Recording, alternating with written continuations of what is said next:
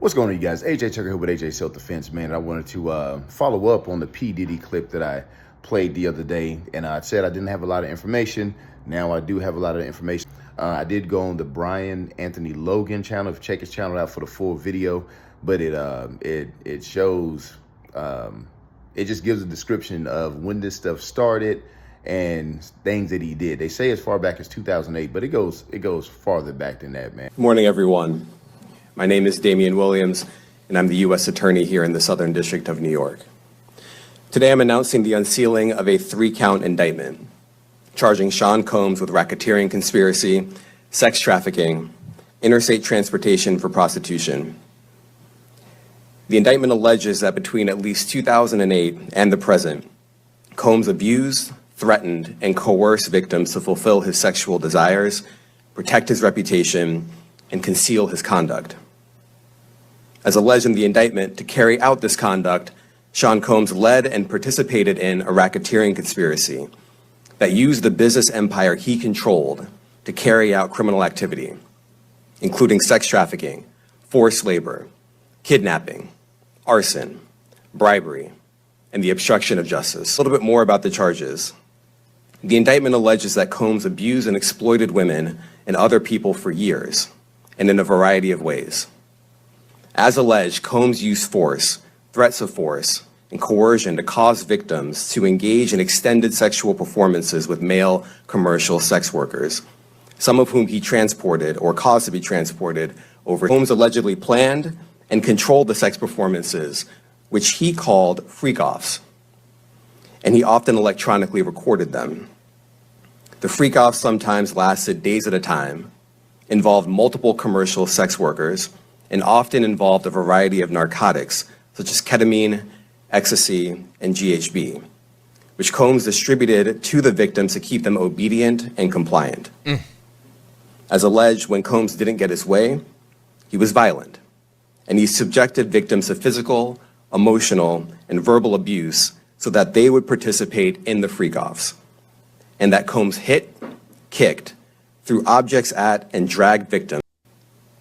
On one occasion in March of 2016, that conduct was captured on video and later reported in the media. Specifically, Combs kicked, dragged, and threw a vase at a victim in a Los Angeles hotel when the victim was attempting to flee. As alleged, these assaults often resulted in injuries to the victims, which took days or weeks to heal. In addition to the violence, the indictment alleges that Combs threatened and coerced victims to get them to participate in the freak-offs. He used the embarrassing and sensitive recordings he made of the freak-offs. He maintained control over the victims in several ways, including by giving them drugs, by giving and threatening to take away financial support or housing, by promising them career opportunities, by monitoring their whereabouts, and even by dictating their physical appearance. Because of all of this, the indictment alleges that the victims did not believe they could refuse Combs without risking their security or facing more abuse. The indictment also alleges other acts of violence undertaken by Combs and others, including violence against witnesses to his abuse, kidnapping, and arson. The indictment alleges that on more than one occasion, Combs carried or brandished firearms to intimidate and threaten victims and witnesses. Now, Combs did not do this all on his own. As I mentioned, Combs has been charged with RICO conspiracy. He used his business and employees of that business and other close associates to get his way. Those individuals allegedly included high-ranking supervisors in the business, personal assistants, security staff, and household staff. The indictment alleges that those individuals facilitated the freak-offs. They booked the hotel rooms and stocked them with the supplies, including drugs, baby oil, personal lubricant, extra linens, and lighting. When the hotel rooms got damaged, they helped clean it up. They arranged for victims and commercial sex workers to travel for the freak-offs, and they delivered large Combs cover up his crimes.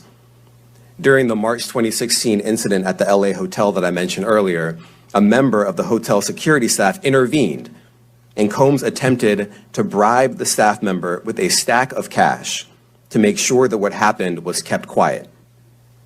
And as the indictment alleges, in late 2023, after public allegations were made about Combs's crimes, he and others pressured witnesses and victims to stay silent, including by making phone calls to witnesses and victims and giving them a false narrative of what they had experienced. And as alleged, Combs used others to help conceal his abuse by monitoring and preventing victims from leaving a location in order to hide their injuries, or by locating and contacting a victim who had attempted to flee. As part of this investigation, in March of this year, special agents from HSI executed search warrants at Combs's residences in Miami and Los Angeles. They also executed a warrant for Combs's electronic devices.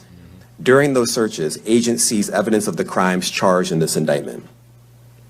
They seized firearms and ammunition, including 3 defaced AR-15s and the large capacity, also seized evidence of the freak-offs, electronic devices that contain images and videos of the freak-offs with multiple victims.